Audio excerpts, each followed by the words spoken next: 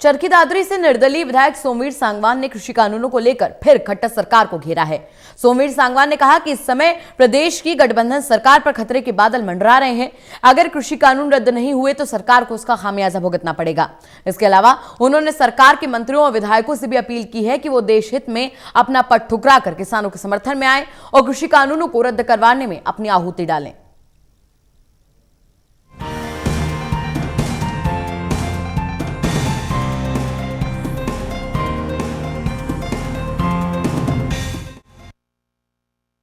चरखी दादरी से निर्दलीय विधायक सोमवीर सांगवान ने किसान आंदोलन पर अपनी राय दी है। सांगवान ने कहा है कि कृषि कानूनों को रद्द करवाने की मांग को लेकर आंदोलन का मसला दो मंत्रियों के बजाय पीएम या गृह मंत्री से मीटिंग हो तो सुलझेगा। वहीं अगर ये कानून रद्द नहीं हुए तो सरकार को इसका खामियाजा भुगतना पड़ेगा।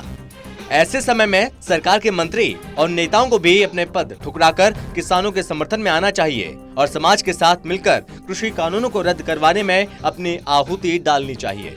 वैसे तो मैंने तो पहले भी कहा था कि तोमर साहब के साथ और उनके साथ मीटिंग नहीं करनी चाहिए। कोई जिम्मेवार आदमी हो, 10-10 मीटिंग होने के बाद भी रिजल्ट नहीं आया तो उस मीटिंग का कोई औचित्य नहीं बचता। मैं तो चाहता हूँ कि माननीय मोदी जी के साथ या अमित शाह के साथ मीटिंग करनी चाहिए थी किसान भाइयों। जितना भी जल्दी हो जाए निच्चा सर करके भाइयों में बढ़ जाना चाहिए, क्योंकि आदमी बड़ा भाइयों से ही है। जिस दिन ये मंत्री पढ़ा जाएगा उस दिन ड्राइवर और बॉडीगार्ड रोड पर छोड़ के जाएंगे, उस दिन भाइयों ने सहारा देना है और लास्ट 5 लकड़ी भी भाइयों ने देनी है। तो इसलिए क्यों ना शुभ काम में देरी किस चीज की।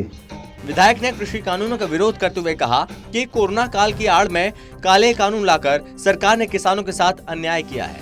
इस समय प्रदेश की गठबंधन सरकार पर खतरे के बादल मंडरा रहे हैं। ऐसे में सरकार को कृषि कानूनों को रद्द करना चाहिए। सोमवीर सांगवान ने कहा वे सांगवान खाप के प्रधान होने के नाते सीधे समाज से जुड़े हैं। ऐसे में समाज हित को लेकर कृषि कानूनों के खिलाफ लड़ाई जारी रहेगी। किसान विरोध सरकार के खिलाफ कोई भी पार्टी अविश्वास या अन्य कोई प्रस्ताव लेकर आए तो वे सबसे आगे रहेंगे। देखो, इस आंदोलन से काफ़ी प्रभाव है, जनता की आवाज़ है, जनता ने बनाया है।